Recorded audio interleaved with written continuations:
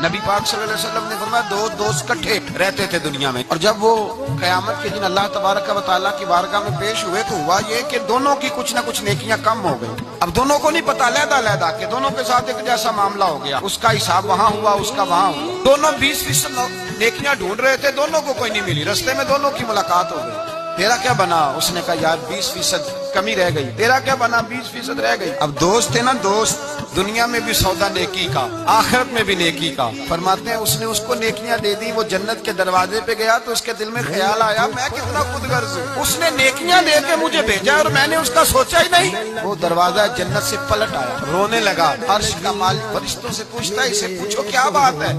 उसने कहा मौला मेहरबानी कर, मैं दुनिया में भी उसके साथ रहा हूँ, अगर जन्नत में भी हमें इकट्ठा फरमा दे, तेरी शान रहमत में कमी नहीं आएगी। मेरे मुस्तफा करीम फरमाते हैं उस दोस्त की बरकत से अल्लाह दूसरे को भी जन्नत अता फरमा देगा।